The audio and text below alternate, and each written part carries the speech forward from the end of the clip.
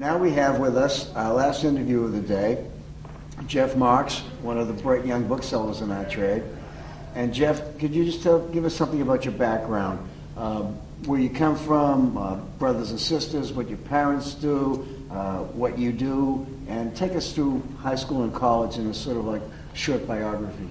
Well, I was born in Rochester, New York, and my father was a lawyer, and I went to the University of Rochester and started selling books while I was in college, and then went to Albany Law School and became a lawyer, and have been practicing law ever since.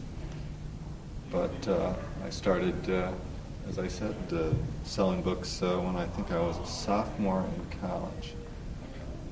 And how that happened was I got a hold of a book collection that belonged to a client of my father's who lost his building to a loan shark.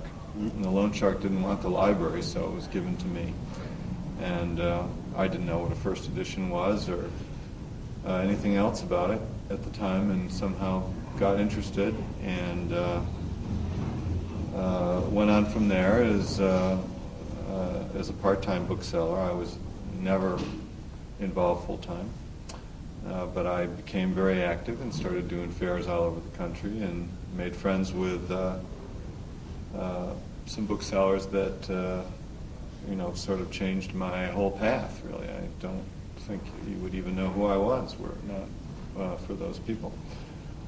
And now here we are at the, at the end of the book business, and all I can say is it was a lot of fun. Tell me about some of the people you just referred to, these people who you met along the way who were obviously an influence on you. Well, my first great friend in the book trade was Richard Shue of Alphabet Bookshop in those days in Toronto, Ontario. And Richard was very patient with me, and we went over some big groups of books in those days, and he explained to me what was good about these books and how you behave with other booksellers and the rudiments of the business. Johnson and O'Donnell, Ed O'Donnell and Bruce Johnson were important to me. They showed me a lot about how things happen, and then Peter Stern and I started to work together, and Jim Pepper, and that's continued till this day. When I started in the book business, there wasn't an awful lot of cooperation among booksellers. People didn't own books together, and they competed even when they traveled together. And I always felt that I felt too much affection for these people to be constantly trying to bump them out of the way to grab something. And I think that a lot of people felt that way, and it became kind of it's hard to know, because when you're starting, of course, and you're on the outside, everybody seems very cold and forbidding, but I think people are nicer at this now. I think it's probably much more of a softball league than it was, 35 years ago or something like that. What's the framework time-wise? When did you start to get involved in selling books on a regular basis? Well, I think that must be 1976. Is this when you began to form your affiliations with the people you've mentioned? No, it's a little earlier than that. What really dragged me into the thing was I was fortunate enough to buy a couple of books for a lot less than they were worth, and that's what I think hooks people into any sort of a thing. I made a good profit on those two books, and I was in those days working at some very hard jobs that didn't pay very much, and I said, hey, how long has this been going on? And then I took the profit that I made and I gave it back to the house, as we'd say in gambling, 4 or 5 times over, making mistakes, and eventually found that you must make these mistakes. You got to keep trying things, and I've done it this weekend, I promise you. I never really could figure out, what I was doing when I met Jennifer Larson, who became my wife, who knew much, much more about books than I did and about other kinds of books than I did. I learned from her over 15 or 16 years now. Has it been that long? Yeah. Wow.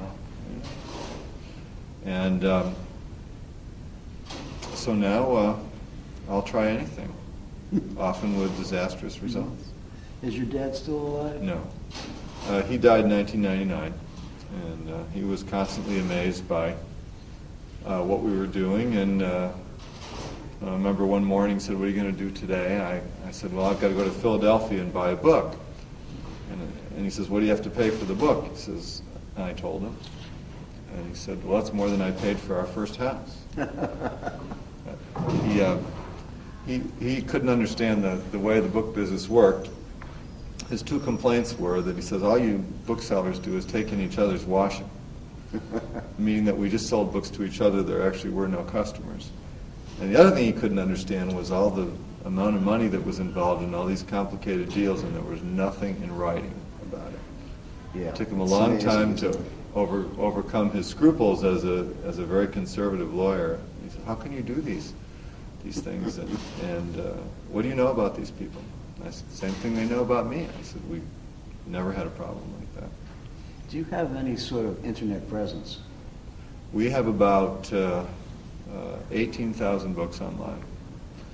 In all subjects or just in Yep. literature? We don't tend to put the better part of our inventory online. These are, books that are, for the most part, I think probably under $1,500 or so. And Jennifer spends 12, 14 hours a day sending those out and listing more and processing. And that part, is still a business. It's my part of the business that has just, really disappeared. Do you work, you've always worked from your premises, you've never had any kind of a shop, or No. never had any aspirations of having any kind of a shop either? No, I think I saw what it was like for people, at least in our area, that had shops, and didn't seem to be something that was necessary. And now we have about 45,000 books in our house, and it's not that big a house. Really? There's almost no room for people in it anymore. Is that good or bad? Well, it's bad, because we don't even know what we have. We can scout our own house.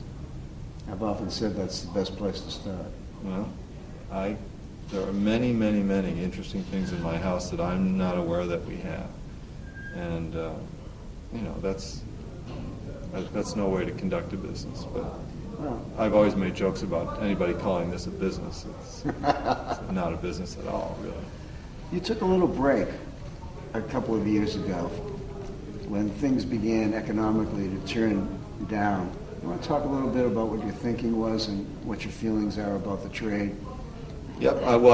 What you mean is I skipped Boston 2 years Well, after yeah. having done it for 32 years. Well, the reason it was easy for me to skip Boston was I already have so many books that are in Peter's shop, and that Peter could cover this. That was an easy one to say, why don't we, cut down on all this outlay of money and see what happens. As far as taking a break goes, I thought I knew what was coming in '08, and I think I was right. And I, of course, said plenty about that on the chat line for the ABAA, and I told people that they ought to be putting aside money if they could, and they ought to be prepared for some bad times, which we've got. I also said that I thought that we could not chase our aging customer base away from this business for 3 or 4 or 5 years and ever get them back, and I think that's proven to be the case too. But the worst thing, what's really wrong with the book trade is the same thing that was wrong with being a travel agent, is that this used to be a business of middlemen. That's part of what my father was saying. And it doesn't require any middlemen anymore. Your instinct about books and your emotion about books and your feelings about books used to have much to do with what you price things and people that would want to buy the books from you. And booksellers were the ones that were passionate about the books. And that's all over now. because everyone refers to the same set of records, which I'm constantly telling. I've just done Discovery Day outside, and I had 10 people say, well, this is selling on ABE for $300. And I said, no, that's a record of what it will not sell for. That's right. The auction records tell you what it sells for. Right. But everybody persists in this idea that if it's on one of these services, that's what it's worth. And there are too many examples of all these things. The books that are in this room at this book fair are so dazzling and so fantastic, all in the hands of booksellers, and so far over the heads of the attendees that it's preposterous. If you were a serious collector and you said, I'm going to spend $1 million at the Boston Book Fair this weekend, you wouldn't even, that wouldn't make enough of a dent for anybody to even know you were there. Correct. In terms of, when measured against what's in that room. And the fact that everything's in the hands of dealers tells you everything you need to know. Is there's an oversupply of everything. And it's just getting worse and worse. And I said this weekend, the best thing that could happen to the book business, not the booksellers, because most of them are not insured, but the best thing that could happen to the book business is this hotel burned down. And then when you could probably make the argument again that something was scarce. Yeah. I see too many copies of the same thing at ridiculous prices. That's why there is no middle or lower end on the internet anymore, because with a touch of a button, the oversupply is revealed to anybody. And that, not to say that in the old days that anybody was being dishonest when they said, well, this is a scarce book, and I'm going to price it $75. And the local customer would say, well, okay, that seems right to me. Well, nobody knew how many copies there were. Remember, A. Libris was going to corner the market in books. Yeah. How'd that work out? How'd they make out? They floundered, and you can't do it. They got bought out, too. But where are the people coming from that appreciate these things the way we do? It's certainly a good question. I don't have an answer for that. I don't understand the current younger generation very well, but it looks to me as though the most important thing in the world is how many things your telephone will do. Yeah, that's pretty cool. I don't see how that translates into any future for me selling, antiquarian books to anybody. But Having said that, I'm starting to sound like Barry Scott. I'm still answering the same question no, it's 20 okay. minutes later. You sound like Jeff Marks. Why do we continue to rush around looking for books to buy? Well, I can't help myself. I don't know about you. Well, you could help yourself. And what will help you is when you have no more money Which and is can't like do now. it. But until then, it looks like everybody will do this that can. But all these people in the middle, you only need 3 booksellers now. Pretty much. And it's not hard to see who the 3 will be. That's right. But to suggest that everybody else can wander around and try to find these books and mark them at full retail and have some other specialist dealer come along and take them off their hands, well, the result of that is what you see in this room. Just an array of one fantastic thing after another. Just Is this kind of situation magnified in, for example, at New York, at the New York Book Fair, or at one of the California book fairs? Because the Boston Book Fair is admittedly the smallest of the book fairs. No, it's all the book fairs are the same. Essentially the same. Yeah, I think the regional fairs are more fun now. Well, they're certainly more fun. Did you go over to that other book fair in the castle? I did. No, I'm supposed to be a bookseller. I bought a painting, a print, some hairpins, some needles, some letters, and a photograph. Okay. So you didn't buy a single book? I did actually buy one book. It would be a better story if I didn't, but I did buy one little book. But, and I've heard a number of booksellers say this weekend, well, we're trying to buy things like this because you can't sell books anymore. I've changed my philosophy about it, and I'm doing more and more pamphlets, ephemera, documents and stuff like that. Well, you're looking for something that's unique, that can't be Well, trumped. Right. And I think that's the future, to me. I don't know how much longer I have in that future, but If you want to, you can't buy a copy of To Kill a Mockingbird anymore for a price at which you can sell it to another bookseller, because all the people that, private people even, and dealers that you're going to buy it from, are looking at the same thing that you are.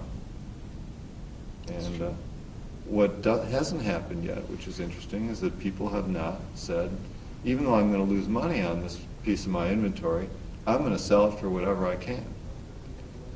And if you were my client, I was your lawyer, and you said, here's what I know about this business that I'm in, and here's my financial condition, what would you advise me to do? And if I knew the facts as I know the facts, I would say, sell everything that you can for anything you can get for it, and go into something else. you see the book business as a dead end? Well, it's a dead end in terms of being a business. If you made enough money during the good years, and or you, for some reason, have no economic pressure on you, and you don't get frustrated by things like this, which I unfortunately do, it's a great thing to do.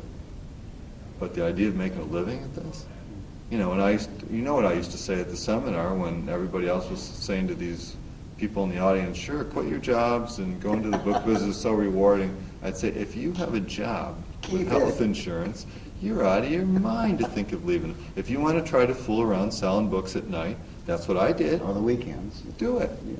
But don't quit any jobs for this. Because, and I don't know, everybody, you know, all of our colleagues are, I think, are kind of in a dream world about this, but nobody ever says, here's why you're wrong, Jack. I haven't heard that from anybody yet. Because you're not. I'm afraid I'm not. So, But boy, it was fun. Before the computers, it was just a riot to do this. well, I had a good time in the 50s and 60s, I can tell you that. Well, that's what I heard from your wife. Yes. But since then, it's no But she fun. caught you. As always, I can never get away with anything, can I? So, if I were to say to you, the question that I've asked everybody else, what do No. you think are the greatest challenges? Oh, sorry, wrong question. Right I thought it was the young bookseller No, question. no, you'll get to that one. What do you perceive as the great challenges facing our trade in the decades ahead? To exist? I'm not sure this is something that you can fix by being smart. And that's always been the case, is that it's always been important in being in this business to not really think of it as a business. Because if you did, you really wouldn't do it. You have to accept the fact right away that the booksellers are the collectors. That was an important lesson I learned. I remember from Peter Howard. Peter Howard has always treated booksellers like royalty, in a sense. Yes, I know he yells at them and he makes them cry sometimes. But in terms of discounts and terms and things like that, and he understood and told me, this is way back in the 70s, the booksellers are the ones who really want the books. They can't keep them because they can't afford to. And I turned out to be just that way. I don't collect anything. I don't collect books. And I don't mind selling anything I have, but I have to be buying more every day. I'm only interested in acquiring it. That was always the fun part. That was a great treasure hunt. But now that you know everything that's out there, it's not as much fun. Well, probably 90% of what's out there, you know, but you can still wander off into some little place in the middle of nowhere and find something, but they're fewer and farther between. I did that, and they were hairpins, unfortunately. They were not. Why? They were not books. Because it was a little 19th century salesman's sample book of hairpins with all the little paper labels and everything like That's that. good. It deserved to be preserved.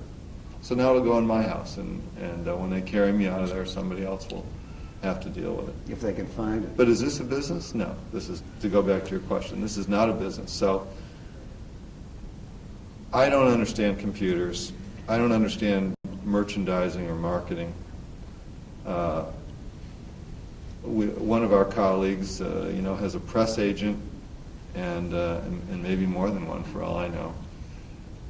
And I think the people that were the great booksellers of when you started would just roll over in their graves at this. Yeah. But this will, certain of these firms will survive because they're willing to do this stuff. But I don't think it has too much to do with bookselling, really.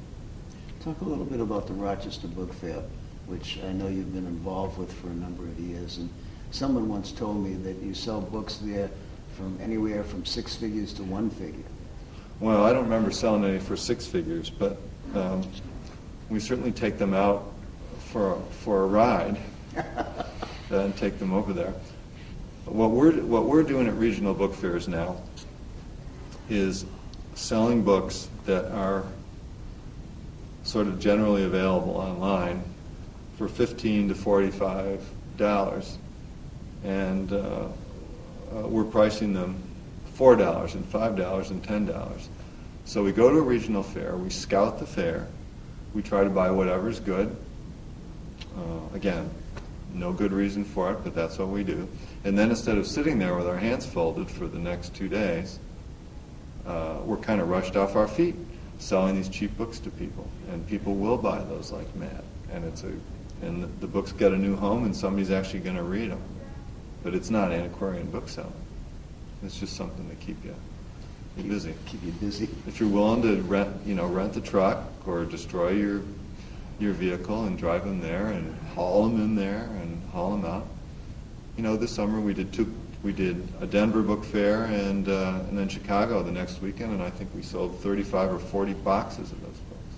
All for $4 to $5. Yeah, it was a ride. It doesn't add up to much, but it was fun.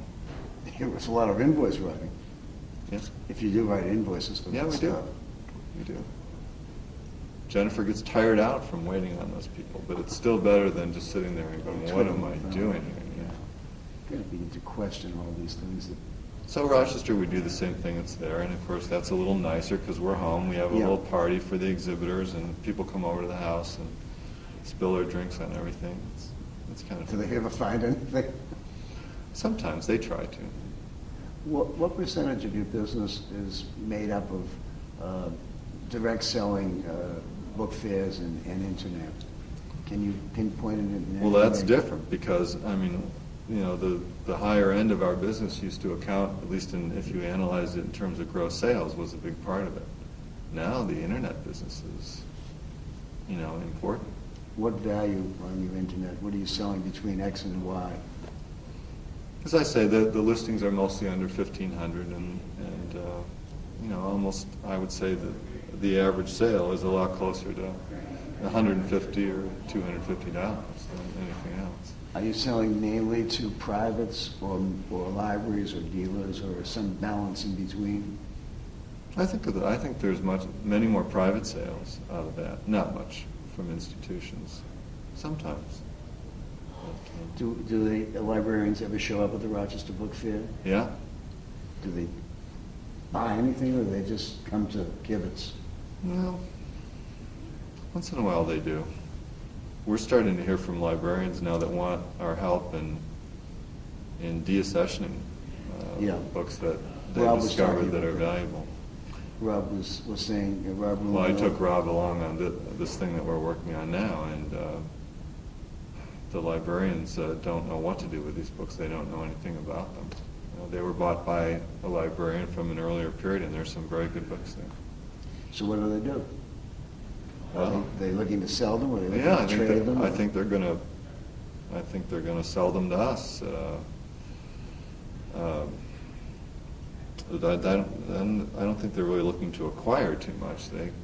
These institutions need to raise money. People are being fired and laid off. Yeah, it's true. It's true. Talk a little bit about auctions and what effect they have on this trade. Well, I'm not a big player in the auction market.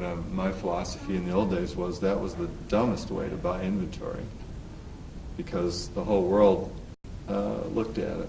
And I kind of learned over the years that wasn't the case. You you could buy books at auction and resell them. But I don't haunt the auction house. When there's a good sale, I'll go down. But if you don't really want something that's good at an auction, it's still difficult to buy it first out. Because everybody and anybody knows it's there. Well, and they'll still get some money for it. I mean, things do fail. There's been some recent auctions that are perfect examples of some of the things have gone wild, and a lot of things that we would have been very excited about a few years ago did not do well. You got to have some people queued up for these, and that isn't the case right now. And the trade is not spending money and holding up ordinary books at auction. They don't have the money to do it. Well, we're nearing the end, and I want to ask you that question I asked that you heard coming in. If a young bookseller would come to you and say, "I'd like to be a bookseller, what's your advice?" And you would say to them, "No." I'd say to them what you heard me say to them all those years, which is dabble at it.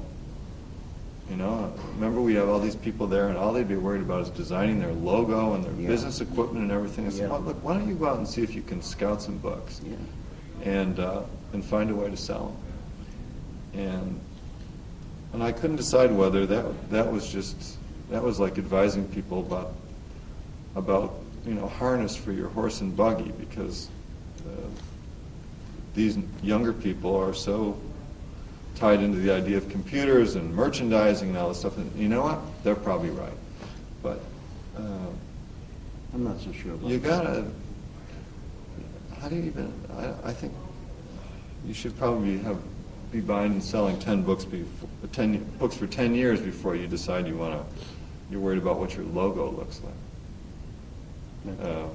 Some of the people at the seminar were older people who had changed professions, and they seem to be very interested in being booksellers. You think? Listen, they listen to you and I, and all we do is tell them about all the stories where we did great. And you think that doesn't sound good to some guy who's been stuck in the middle of a big corporation and just getting everything landing on him from above and kicking everybody below him? He says, "Hey, I want to do this too." But how would you? If you and I don't know how to do this now, how are they going to do it? I have no idea. I said that every year at the seminar. I said, I've been doing this for more than 35 years. I'm very well capitalized. I have a fantastic inventory. And I got a wife that knows everything about books. And I don't know how to be a bookseller. You think I'm going to teach you to do it in 5 days? I wouldn't know how to teach it. Go out and see if you get sucked into it the way I got sucked into it. That's the If whole I hadn't thing. found those 2 books and made that money on them, I probably would have done nothing but practice law. Or become a hockey I'd be player. dead now. I'm playing again. You playing again? My you had some cardiologist is dead set against it. Yeah, I think. But I can't do anything anymore. But sometimes, in the whole game, for like 7 seconds, it comes back to me. 7 seconds. That's all it takes. The rest of the time, it's like, oh my God. Our time is up. Okay. Jeff, thanks very much for your insight and for your comments. Enjoyed it tremendously.